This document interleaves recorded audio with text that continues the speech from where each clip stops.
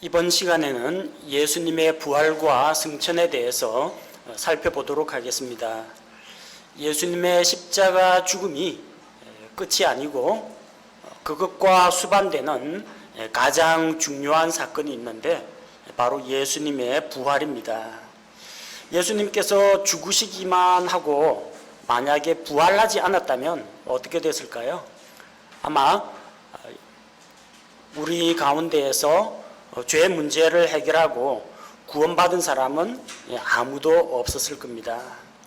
자, 예수님의 십자가 죽음 못지않게 중요한 것이 부활입니다. 왜 예수님이 죽으실 뿐만 아니라 부활하셔야 하느냐? 속죄일에 구약시대 대제사장이 1년에 한 차례 속죄 희생물을 잡아가지고 지성소 안에 들어가서 피를 뿌립니다. 근데 언제 희생 제사가 끝나느냐? 피를 뿌리고 무사히 밖으로 나와야 됩니다. 무사히 제사장이 살아서 나와야 하나님께서 그 속죄 희생물을 받아주셨다는 것을 알 수가 있습니다. 만약에 속죄 희생물을 드렸는데 뭔가가 잘못돼 가지고 그 안에서 제사장이 죽거나 뭔가 변고가 일어나면은 이스라엘 사람들은 큰 재앙이 임할 거라고 두려워했습니다. 대표적인 사건이 침례자 요한의 아버지 사가랴가 성소에 들어가서 섬기려고 하는데 천사를 통해서 전하신 하나님의 말씀을 믿지 않았죠. 그래서 성소에서 섬기는 일을 마치고 나왔는데 벙어리가 됐습니다. 온 유대 지방에 큰 두려움이 임했습니다. 저 제사장이 틀림없이 성소에서 뭔가 잘못을 저질렀으니까 뭔가 문제가 일어날 거라고 사람들이 크게 두려워했습니다. 긴장했어요. 제사장이 희생물을 드리고 무사히 나와야 끝이 납니다. 그래야만 속죄가 완성이 됩니다. 희생물은 죽습니다. 죽었던 동물이 살아나는 법은 없습니다. 근데 예수님은 희생 헌물인 동시에 제사장입니다. 대제사장이자 희생물이십니다. 누가 대신해서 대제사장 역할을 맡아주고 예수님과 희생 헌물만 된다. 그럼 예수님 죽고 그 피를 가지고 하나님께 인정받은 대제사장이 하늘의 성소에 들어가면 됩니다. 근데 하늘의 성소에 들어갈 수 있는 사람이 아무도 없어요. 이스라엘의 지성소 안에 대제사장만 1년에 딱 한 차례 들어갈 수 있는 것처럼 하늘의 마음대로 오르락내리락 할 수 있는 사람이 이 죄인들 가운데는 없다는 겁니다. 예수님은 희생물인 동시에 대제사장입니다. 그러니까 자기가 피 흘려 죽으시는 동시에 자기 피를 가지고 하늘에 올라갈 수 있어야 됩니다. 예수님이 부활하지 않으면은 그렇게 할 수가 없다는 이야기입니다. 누가 예수님의 피를 받아가지고 하늘 지성소로 가겠습니까? 부활하신 예수님만이 그렇게 할 수 있다는 겁니다.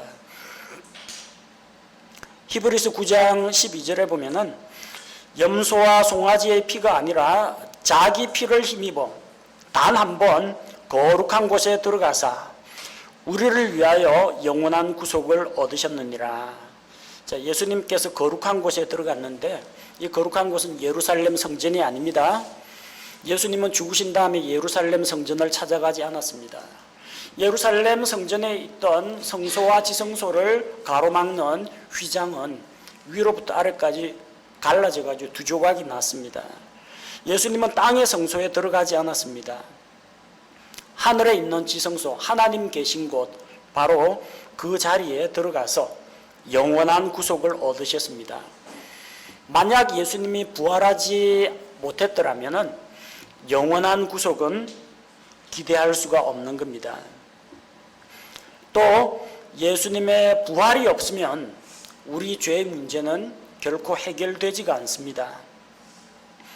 고린도전서 15장 17절 또 그리스도께서 일으켜지지 아니하셨으면 너희의 믿음이 헛되고 너희가 여전히 너희 죄들 가운데 있으며, 예수 그리스도의 부활이 없다면 우리가 믿는 것이 다 헛되다는 겁니다.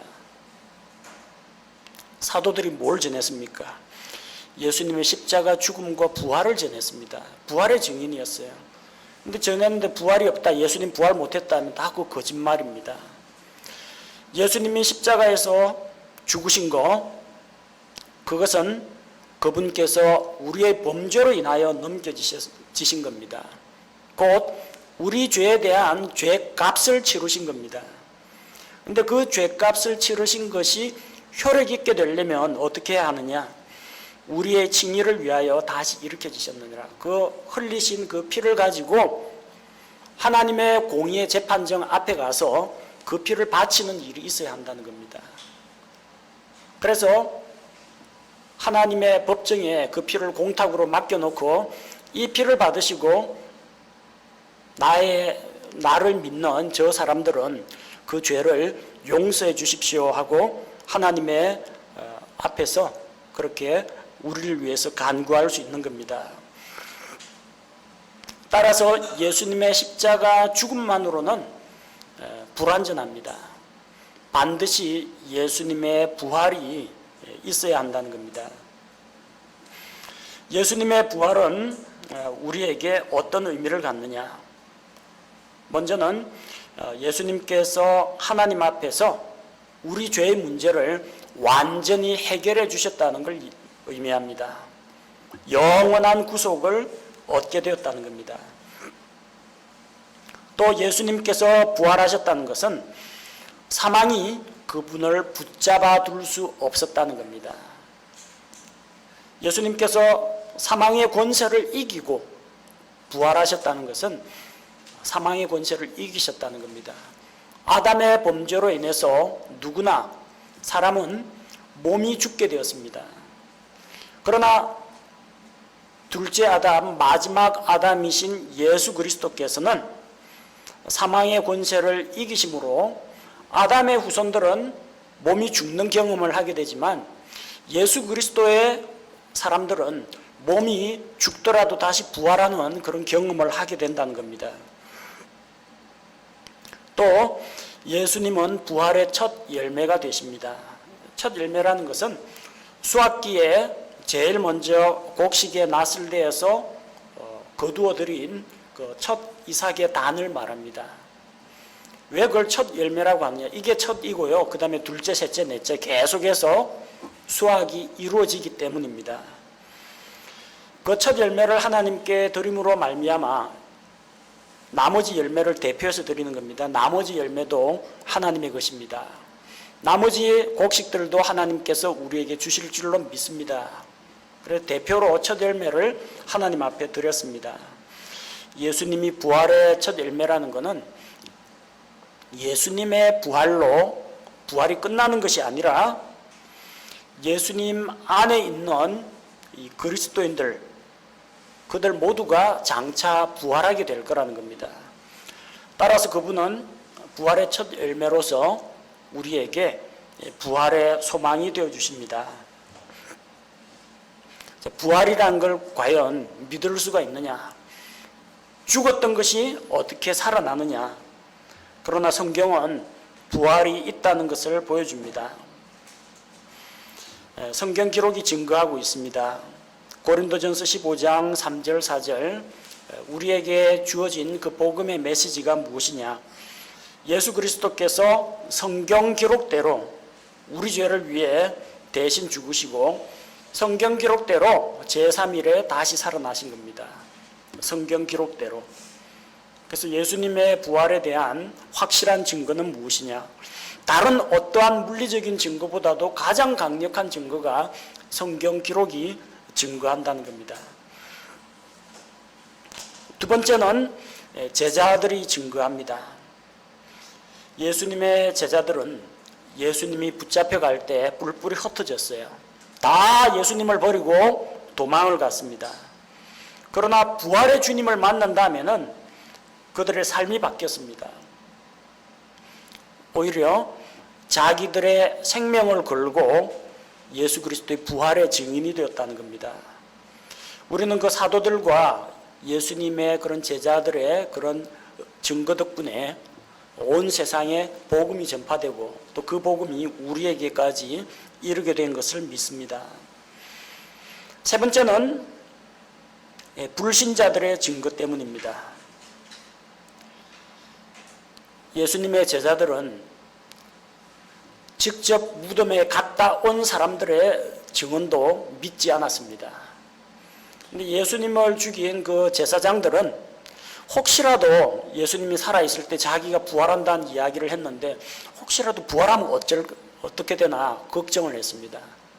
그래 되면은 옛날보다 더 놀라운 파급력이 생기게 될 걸 염려했습니다. 정작 예수님의 제자들은 부활을 안 믿었는데 제사장들은 혹시나 예수님이 부활하면 지키고 있다가 다시 죽여가지고 무덤에 넣을 그런 생각을 하고 있었던 겁니다. 그래서 무덤을 지키라고 했습니다. 만약에 이 무덤을 지키지 않았다면 별의별 이야기가 다 나올 겁니다. 누가 무덤 문 열고 시체를 꺼내서 훔쳐갔다 이런 이야기도 나올 텐데 파수꾼을 보내가지고 무덤을 지키게 했기 때문에 그런 변명이 통하지가 않습니다. 그리고 무덤을 지키는 자들이 천사가 나타나서 큰 돌을 굴려내고 예수님 부활하신 것을 이미 다 목격했습니다. 그리고 이 사실을 재빨리 그 제사장들에게 가서 신고를 했습니다. 무덤을 제대로 못 지켰으니까 벌을 받아야 되는데 오히려 그들은 돈을 받았습니다. 입막음으로요. 이걸 통해서 예수님의 무덤을 지키는 자들을 왜 그렇게 돈을 줘서 입막음을 했느냐 감추어야 할 것이 있다는 겁니다. 예수님의 부활을 믿지 못하도록 하려고 그들이 손을 썼다는 걸 알 수가 있습니다. 그 다음 무엇보다도 확실한 증거는 빈 무덤이 그것을 증거합니다. 예수님의 무덤은 비어 있습니다.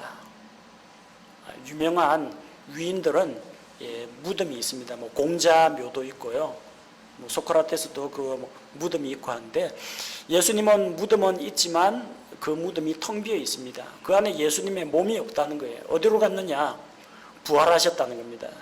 부활하여 부활의 몸으로 하늘에 올라가셨다는 겁니다. 그런데 이제 예수님의 부활을 믿지 않는 사람들은 부활을 반대하는 여러 가지 논리들을 만들어냅니다. 그 가운데 하나가 이제 기절설이라는 겁니다. 예수님께서 십자가에 달려서 피를 많이 흘려가지고 일시적인 쇼크가 왔다. 그래 기절했다는 겁니다. 근데 이제 서늘한 돌무덤에 넣어놓으니까 정신을 차렸다는 이야기입니다. 그런데 로마 군인들이 그거 확인을 안 했겠습니까? 확인 사설을 합니다. 죽었나 안 죽었나 확인을 하는데 예수님의 죽음을 확인하기 위해서 창으로 예수님의 옆구리를 찔렀습니다. 예수님하고 같은 높이에서 옆구리를 찌르면 옆구리만 찔리겠죠. 예수님이 이만큼 높이 달려있기 때문에 옆구리를 찌르면 심장을 꿰뚫게 됩니다. 뭐가 나왔어요? 물과 피가 쏟아졌습니다. 물과 피가. 보통 사람은 찌르면 피가 납니다. 근데 사람이 죽어가지고 죽은 지 한참 시간이 경과하면 몸속에 있는 혈청과 혈장이 이게 다 분리가 됩니다. 핏덩어리로 보이는 이런 핏덩어리하고 그 체액, 피를 둘러싸고 있던 물하고 분리되가 쏟아집니다. 물과 피를 쏟았다는 이야기는 이게 찌른 게 예수님의 신장을 건드렸다는 이야기가 아니고요. 이미 죽어가지고 핏덩어리하고 그 피를 감싸고 있는 이 액체하고 분리가 됐다는 겁니다. 죽은 지 상당히 시간이 경과했다는 이야기입니다. 두 번째는 시체 탈취설, 시체 도적설이라고 합니다. 예수님 제자들이 예수님의 시체를 밤중에 몰래 훔쳐갔다는 그런 주장을 시체 탈취설이라고 합니다. 그런데 그렇게 간 큰 제자는 아무도 없습니다. 그들은 예수님이 겟세마네 동산에서 붙잡힐 때 일제히 다 달아났습니다. 또 예수님의 부활 소식을 누군가가 전하러 올 때 그들은 유대인들을 두려워하여 방 안에 들어가서 다 문을 걸어 잠그고 있었습니다. 그런 제자들이 예수님의 시체를 몰래 훔쳐갈 수는 없죠. 또 누가 지키고 있어요? 군사들이 지키고 있습니다. 게다가 그 무거운 돌문은 봉인이 되어 있기 때문에 봉인을 뜯기 전에는 문을 열 수가 없습니다. 그 무거운 돌을 누가 굴려낼 수 있겠어요? 그래서 시체 도적 처리라는 것은 옳지가 않습니다. 자, 세 번째는 이제 환상설이 있는데, 제자들이 너무나 간절히 예수님을 갈망하다 보니까 헛것이 보였다는 겁니다. 근데 제자들은 예수님의 부활을 갈망한 게 아니라 부활 자체를 믿질 않았습니다. 예수님이 예루살렘에 올라가서 장로들과 서기관들에게 고난을 받고 죽임을 당하고 제3일에 다시 살아날 것을 이야기하니까 마지막은 뭐예요? 죽었다가 부활하는 거잖아요. 소망을 가져야 되는데 제자들이 크게 근심하고 걱정했습니다. 왜요? 죽는 것까지만 생각하지 부활은 상상할 수가 없기 때문입니다. 그들은 예수님의 부활을 기대하지도 않았고 믿지도 않았습니다. 그러니까 예수님 살아날 것을 간절히 소망했다는 것은 말이 안 됩니다. 그리고 환상이나 헛것을 보는 것은 대부분 옆에 다른 사람이 있는데 혼자서 저게 뭐야 하고 혼자서 환상을 보지, 수많은 사람들이 각기 신체적인 조건과 심리 상태가 다른 수많은 사람들이 일제히 동일한 환상을 보는 것은 불가능하다고 합니다. 고린도전서 15장에 보니까 얼마나 많은 사람들이 예수님의 부활을 목격했느냐. 자, 고린도전서 15장에 보니까 6절에 보면 그 뒤에 그분께서 500여 형제에게 한 번에 보이셨는데 500명이 동시에 똑같은 환상을 본다. 이건 불가능합니다. 만약 환상이라면 개개인이 자기가 가지고 있는 어떤 심리 상태나 신체 컨디션이나 자기의 어떤 생각이나 욕망이나 이런 거에 의해서 없는 것이 보이는 겁니다. 500명이 동시에 봤다는 건 환상이 아닙니다. 실체라는 겁니다. 그 다음에 이제 또 신화설이라는 게 있는데, 교회가 형성된 이후에 예수님을 이렇게 좀 미화하고 종교 지도자로 추대하기 위해서 없던 이야기를 꾸며냈다는 건 주장입니다. 그러나 교회가 부활 이야기를 만든 것이 아니고요, 예수님의 부활을 목격하고 믿는 자들이 교회를 만든 겁니다. 교회가 나오고 부활이 나온 게 아닙니다. 부활이 먼저 있었고 부활 이후에 교회가 형성되었습니다. 수많은 예수님의 제자들이 부활의 증인으로 살다가 자기 목숨을 바쳤습니다. 꾸며낸 이야기라면 그냥 고문 몇 번 당할 때 내가 잘못했다, 내가 거짓말했다 하고 실토하고 살 길을 찾을 겁니다. 꾸며낸 이야기에 거짓말을 위해서 자기 목숨을 바칠 사람은 없습니다. 진리를 위해서 목숨 바치는 사람도 드문데 고작 그 지어낸 거짓말에 목숨을 걸 사람이 있겠습니까? 수많은 사람들이 부활의 증인으로서 순교당한 것을 보면 이것은 그들이 목숨을 걸고 지킬 수밖에 없는 진리라는 것을 우리가 기억해야 됩니다. 자, 그리고 예수님께서는 부활하신 이후에 여러 차례 사람들에게 나타나셨습니다. 사도행전 1장 3절에 보면 그분께서 순환을 받으신 뒤에 또한 자신이 살아계심을 절대 확실한 많은 증거들로 그들에게 보여주시고 40일 동안 그들에게 보이시며, 예수님께서 부활한 지 40일 동안은, 부활 이후에 40일 동안은 이 땅에 계시면서 사람들을 만나러 다니면서 그들에게 자기의 부활한 모습을 보여주고 확실한 증거를 주셨습니다. 그리고 하늘로 승천하셨다가 열흘 뒤에 성령께서 임하시게 됩니다. 자, 그 40일 동안에 어떤 일들이 일어났느냐? 예수님의 부활을 목격한 증인들이 있습니다. 요한복음 20장 11절에서 18절을 보면은 마리아가 예수님 무덤을 찾아갔다가, 향품을 가진 무덤에 찾아갔다가 예수님을 만났습니다. 마태복음 28장 6절에서 10절 보니까 여자들이 무덤에 갔는데 무덤이 비어 있었습니다. 그리고 그 천사가 이야기하기를 여기 계시지 않고 부활하셨다 하니까 여자들이 무덤에서 돌아오는 길에 예수님을 만났습니다. 각기 다른 사건이죠. 그 다음 누가복음 24장 34절에서 시몬 베드로에게 부활한 예수님께서 나타나십니다. 또 누가복음 24장 13절에서 32절 보면 엠마오 마을로 가던 두 제자들에게 예수님께서 그들과 동행하면서 나타나서 그들에게 하나님의 말씀을 풀어서 설명해 주십니다. 그리고 자기의 부활한 모습을 그들에게 보여주셨습니다. 자, 요한복음 20장 17절에 보면은 가룟 유다 빠지고 그다음 도마는 자리 없고 10명의 제자들이 모여 있을 때 예수님께서 그들 가운데 나타나셨습니다. 너희에게 평강이 있을지어다. 그리고 그들 가운데 나타나서 부활하신 그 모습을 보여주었습니다. 10명의 제자들이 부활한 주님을 만났어요. 그래서 자리 없던 디두모 도마에게 우리가 부활한 주님을 만났다 하니까 도마가 뭐라고 합니까? 내가 직접 그분의 손과 옆구리를 만져보기 전에는 믿지 않겠다고 합니다. 도마 한 사람 때문에 예수님께서 한 번 더 나타나 주십니다. 그때는 도마도 있을 때죠. 11명의 제자들에게 예수님께서 나타나 보여주셨습니다. 그리고 자기의 몸을 만져보게 했습니다.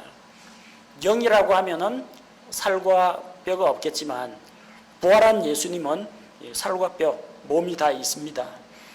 또 제자들 보는 앞에서 벌집 조각도 드셨고 빵도 직접 먹는 것을 보여주셨습니다. 자, 이렇게 예수님이 나타났는데도 불구하고 부활하신 모습을 보여주셨는데도 불구하고 실망에 빠진 이 제자들이 다시 옛날에 물고기 잡는 업으로 돌아가려고 합니다. 요한복음 21장에 그 선동한 사람이 누구예요? 베드로가 나는 물고기 잡으러 가노라 하니까 나머지 제자들이 우르르 나도 가겠다고 따로 났습니다. 그래서 갈릴리 해변에서 7 제자들에게 예수님께서 너희에게 고기가 있느냐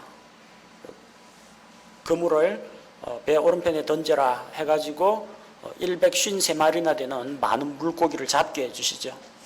예수님께서는 이미 숯불을 피워놓고 아침을 장만하고 계셨습니다. 제자들과 함께 먹는 것도 보여주셨습니다. 7 제자들이 있을 때 목격했고 아까 우리가 살펴본 고린도전서 15장 6절에서 500여 형제들에게 일시에 나타나신 적이 있습니다. 또 고린도전서 15장 7절 그 뒤에 그분께서 야고보에게 보이시고 다음에 모든 사도에게 보이셨으며 사도행전 1장 11절에 예수님께서 올리브산에서 승천하기 직전에 전 제자들이 보는 앞에서 예수님이 그 부활하신 몸으로 하늘로 올려가는 것을 보았습니다. 자, 이렇게 여러 차례 예수님께서 나타나셔서 부활은 반드시 있다는 것을 증언을 해주셨습니다. 자, 예수님께서 40일 동안 땅에 계시면서 부활을 확실하게 증거해 주셨고 그 다음 하늘로 올리고 가십니다. 자, 예수님의 부활은 우리 죄에 대한 대속의 피를 하나님 앞에 바치는 그런 의미와 함께 또 예수님의 부활이 있음으로 말미암아 우리도 몸이 죽더라도 다시 부활한다라는 그런 소망을 갖게 해줍니다. 그런데 이것 못지않게 또 중요한 사건이 예수님의 승천이 사건입니다. 예수님께서 하늘로 올려가신 겁니다. 요한복음에서 예수님께서 제자들에게 말씀하시기를 이제 잠시 뒤면 너희가 나를 보지 못하게 되는데 내가 너희를 떠나가더라도 너희가 위로자 없이 그냥 내버려 두지 않겠다. 반드시 너희에게 또 다른 위로자를 보내주겠다 약속하셨습니다. 내가 떠나가지 않으면 그 위로자이신 성령께서 오시지 않을 것이라고 했습니다. 그래서 우리에게 성령을 주시기 위해서 예수님께서는 하늘로 승천하셨습니다. 만약에 부활하신 예수님이 그 부활한 몸으로 지금도 저 예루살렘에 있다면 어떻게 됐을 것 같아요? 예루살렘이 아마 종교 성지가 됐을 겁니다. 전 세계 기독교인들이 다 거기 찾으러 가려고 하고, 예수님 몸은 하나인데 이 지구상에 있는 수많은 그리스도인들 만나려면 줄을 서야 될 겁니다. 근데 예수님께서는 그 방법을 취하지 않으시고 하늘로 올려가셨어요. 대신에 우리에게 성령을 주셨습니다. 믿는 모든 자 안에 성령 하나님께서 내주하시는 겁니다. 몸을 가지고 있는 예수님이라면은 일정한 공간에서 거주하십니다. 그러나 하나님의 영인 성령께서는 우리 각 사람 안에 들어오실 수가 있다는 겁니다. 우리를 위해서 예수님은 승천하셔서 아버지의 약속하신 성령을 보내주시는 겁니다. 사도행전 1장에는 예수님께서 올리벳이라고 하는 산, 올리브산입니다. 올리벳 산에서 승천하시는 그 장면이 나옵니다. 구름 속으로 올라가시니까 구름이 그분을 가리워서 보이지 않게 했다고 기록되어 있습니다. 그리고 그때 천사가 나타나서 너희 갈릴리 사람들아 어찌하여 멍하니 하늘만 바라보고 있느냐, 너희 가운데서 올리고 가신 바로 이 예수님께서 가심을 본 그대로 다시 오실 것이라고 이야기해 주었습니다. 그 가심을 본 그대로 다시 오십니다. 구름 속으로 올라가셨죠? 나중에 그분께서 구름들과 함께 오십니다. 요한계시록 1장 7절에 보니까 보라 그분께서 구름들과 함께 오시느니라. 올라갈 때 어디에서 올라갔어요? 올리브산에서 올라갔습니다. 오실 때 어디로 내려오십니까? 예수님 예상 낙하지점 스가랴 14장 3절에 보면은 그분의 발이 올리브산 위에 딱 닿자마자 이 산이 갈라져 가지고 큰 골짜기가 생긴다고 했습니다. 예수님의 지상 재림은 올리브산에서 이루어진다는 겁니다. 올라갈 때 많은 사람들이 눈으로 볼 수 있게 올려 가셨습니다. 예수님의 지상 재림도 많은 민족들이 보는 가운데에서 재림합니다. 공중 강림하고는 달라요. 예수님 공중 강림 때는 하늘로부터 예수님께서 오셔가지고 순식간에 다른 사람들이 알지 못하게 은밀하게 오십니다. 그러나 지상 재림 때는 모든 민족들이 눈으로 그분을 볼 수 있도록 공개적으로 오신다는 겁니다. 그래서 가실 때 그 모습 그대로 다시 오신다는 겁니다. 또한 예수님께서 승천하면서 땅속 낙원에 있던 구약 성도들을 모두 데리고 가셨습니다. 자, 구약 시대 낙원에 있던 성도들은 하나님으로부터 죄는 용서받았습니다. 죄는 용서받았는데 왜 그럼 하늘에 못 올라갔느냐? 죄가 제거가 안 돼서 그렇습니다. 구약시대 희생물로는 죄를 제거할 수는 없습니다. 죄를 덮어줍니다. 그래서 땅 속에 있는 낙원에 그들은 갇혀 있었습니다. 하지만 세상 죄를 제거하시는 하나님의 어린 양, 예수님의 십자가 사건 이후에는 죄가 제거가 되었기 때문에, 죄를 없이 하셨기 때문에 이제 낙원에 있던 그 성도들을 데리고 하늘로 올라가셨습니다.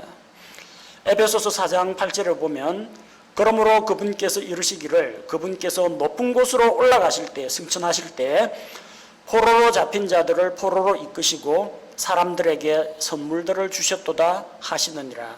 이 포로라는 게 전쟁 포로가 아니고요, 지하 낙원에 캡티브 갇혀 있던 자들입니다. 지하 낙원에 수용되어 있던 자들을 그대로 데리고 승천하신 겁니다. 지금 지하 세계에서 낙원 영역은 텅 비어 있습니다. 그 낙원은 어디에 있냐? 셋째 하늘에 있습니다. 고린도후서에서 사도 바울이 자기가 셋째 하늘에 다녀온 걸 이야기하죠.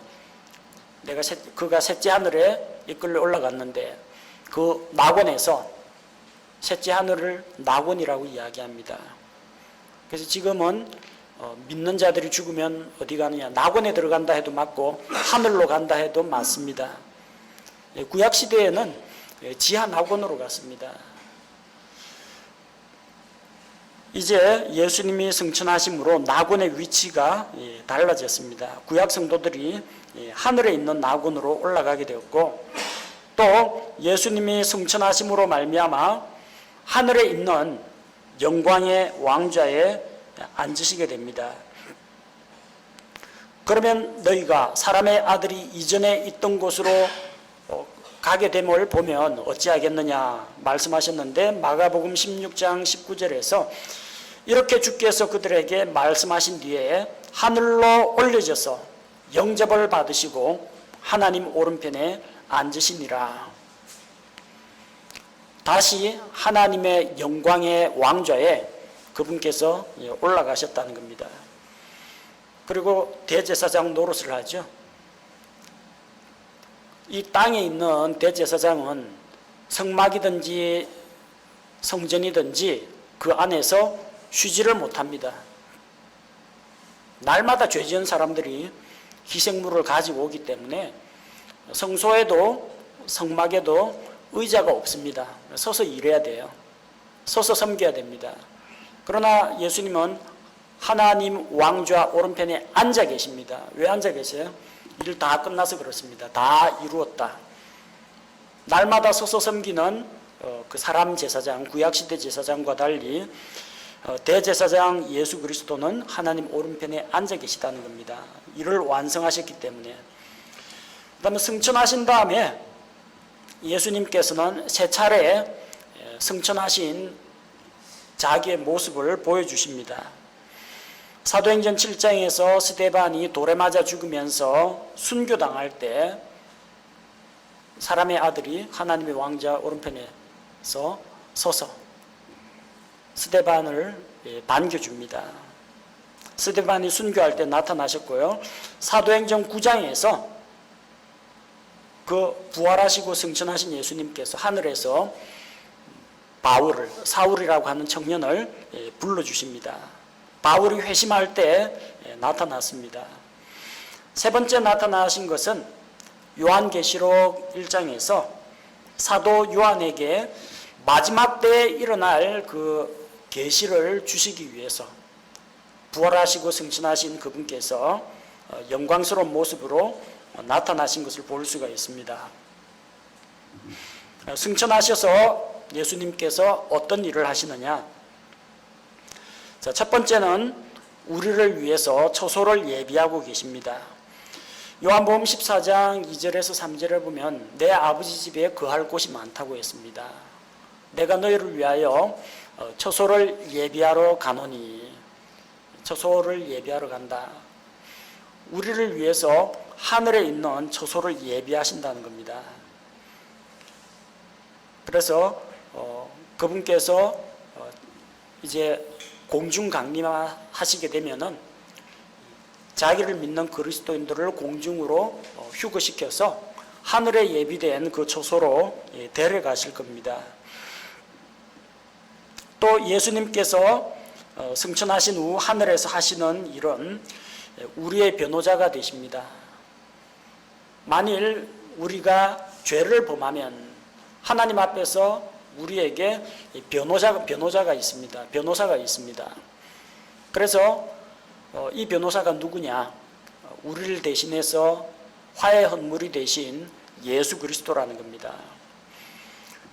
죄를 지으면 하나님의 공의에 따라 심판을 받겠지만 우리의 변호자가 그 죄에 대한 대가를 예수님 자신의 피로 지불했다는 것을 하나님 앞에서 보여주면서 우리의 죄를 용서해달라고 간구하게 되시는 겁니다.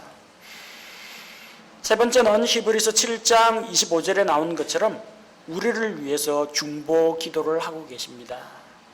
중보라는 것은 하나님 앞에서 하나님과 사람 사이를 중재하면서 그를 대신하여 하나님께 대신 기도해 주는 것을 말합니다. 우리를 위해서 중보하고 계신 예수 그리스도께서 계시기 때문에 우리가 끝까지 우리의 믿음을 지킬 수가 있고 또 하나님 앞에 나아갈 수가 있는 겁니다. 예수 그리스도께서 전생에 걸쳐서 그분께서 행하신 그 사역을 크게 세 가지로 나누면 대언자와 제사장과 왕으로서의 사역을 꼽을 수가 있습니다. 예수라는 이름은 예수님의 그 육신을 가지고 있는 유대인 남자의 이름입니다. 예수. 유대인들 가운데 예수, 여호수아, 호세아 그런 이름 가진 사람 많습니다. 근데 그리스도라고 하는 것은 이름명이 아니라 관직명입니다. 직책입니다. 그리스도는 메시아라는 히브리 말로 메시아라는 뜻입니다. 메시아는 기름 부음을 받은 자라는 이 타이틀입니다. 구약시대에 기름을 부어서 세우는 세 가지 직무가 있습니다. 왕과 제사장과 대언자는 기름을 부어서 위임을 했습니다. 예수님께서 바로 이 삼중 직분을 다 행하시는데 처음에 오셔서는 대언자로서 하늘의 왕국 복음을 전파하고 또 하늘에 속한 진리들을 우리에게 가르쳐 주셨습니다. 언제 이런 일이 일어나셨느냐? 예수님 공생에 시작하기 전에 침례자 요한에게 침례를 받으신 이후부터 회개하라 하늘의 왕국이 가까이 왔다 말씀을 전하시고 또 제자들을 불러 모으시고 또 하늘에 속한 그런 진리들에 대해서 천국에 대해서 죄에 대해서 용서에 대해서 여러 말씀을 해주셨습니다. 하나님을 대신하여 하늘에 속한 이런 진리를 선포하신 예수님은 대언자 사역을 하셨습니다. 그리고 또 예수님은 제사장 직분을 행하셨는데 예수님께서 십자가에 못 박혀 죽으시고 부활하신 이후에 우리를 위해서 중보기도 하시고 우리를 변호하십니다. 제사장의 역할이 뭡니까? 죄인들과 하나님 사이를 이렇게 연결시켜주는 역할을 하죠. 예수님은 지금도 하늘에서 우리에게 대제사장이 되십니다. 히브리서 4장 15절에 있는 말씀과 같이 우리에게 있는 대제사장은 우리의 연약함을 외면하시는 분이 아닙니다. 우리의 연약함을 다 알고 계시고 직접 자기가 체험을 통해서 알고 계시고 또 우리를 위해서 지금도 중보 기도하십니다. 그래서 우리가 도움을 얻기 위해서 은혜를 얻기 위해서 필요할 때마다 하나님의 왕좌로 담대히 나아갈 수가 있는 겁니다. 그리고 예수님은 왕으로서의 사역을 감당하시는데 하늘에 승천하신 이후에 다시 이전의 그 영광과 이전의 그 직위를 회복하셨습니다. 자, 요한계시록 15장 3절 그리고 17장 14절에 보면 예수님에 대한 칭호가 나옵니다. 성도들의 왕이시여. 다른 성경에는 안 나옵니다. 킹제임스 성경에만 나옵니다. 성도들의 왕이시여. 우리 믿는 자들의 왕이시라는 겁니다. 우리는 지금 왕이신 예수님을 모시고 있습니다. 근데 그 실제적인 그 왕으로 이 지상에서 왕으로 일하시는 것은 언제냐? 이미 왕의 신분은 회복하셨습니다. 지상 재림하신 다음에 이 땅에 자신의 왕국, 천년왕국을 세우신 그 이후에 그때부터 왕으로 통치하신다는 겁니다. 그리고 우리는 그분의 왕국에서 그분을 섬기면서 함께 다스리는 자가 될 것입니다. 자, 이렇게 예수 그리스도께서는 왕이요, 제사장이요, 대언자 이 세 가지 역할을 감당했습니다. 그런 의미에서 구약시대 인물 가운데에서 예수 그리스도의 삼중 직분의 모형이 되는 인물이 있습니다. 누군지 아시겠습니까? 사무엘. 사무엘은 대언자 사무엘로서 하나님의 말씀을 대언했습니다. 또한 사무엘은 레위 사람입니다. 레위 지파 사람으로서 제사장 역할을 했죠. 사울 왕은 베냐민 지파이기 때문에 희생물 드리면 안 되는데 이 사무엘은 하나님께 직접 희생물을 드렸습니다. 제사장 역할을 했습니다. 그때는 이제 왕정 시대는 아니었는데 사사 시대였죠. 사사 시대였는데 엘리나 사무엘, 마지막 사사가 바로 사무엘이었습니다. 대부분의 그 사사들은, 재판관들은 자기가 속한 해당되는 지파만을 다스렸습니다. 근데 뭐 단 지파에서 뭐 삼손이 나오고 또 어느 지파에서 뭐 에브라임 지파에서 누가 나오고 하면은 자기 지파만 다스렸는데 온 이스라엘 회중을 미스바로 모여라 하면은 모이는데 왕조 시대 이전에 사무엘은 이스라엘 모든 지파를 다 관할하는 그런 전체를 관할하는 사사로 일을 했습니다. 그 당시 왕조 시대는 아니었지만 그런 역할을 감당했다는 걸 볼 때 사무엘은 그리스도의 삼중직분, 장차 이 삼중직분을 행하러 오실 예수 그리스도의 모형이라고 할 수가 있습니다. 자, 이렇게 해서 우리가 예수님에 대한 예언으로부터 시작해서 예수님의 출생과 그분의 공생의 사역과 십자가의 구속 사역과 부활과 승천까지를 다 살펴보았습니다. 우리는 예수 그리스도의 제자로서 그분을 믿고 또 그분을 따라가는 사람들입니다. 우리가 배운 바 예수님의 그런 삶의 모습과 또 예수님의 사역들을 우리가 기억하면서 그리스도를 본받아서 날마다 그분의 발자취를 따라가는 그런 삶을 산다면 이번 학기에 공부한 이 성경 공부가 정말 우리에게 살아있는 말씀으로 의미를 갖게 되리라 생각합니다. 우리 모두 예수 그리스도의 발자취를 따라가는 그분의 제자가 되기를 바랍니다. 감사합니다.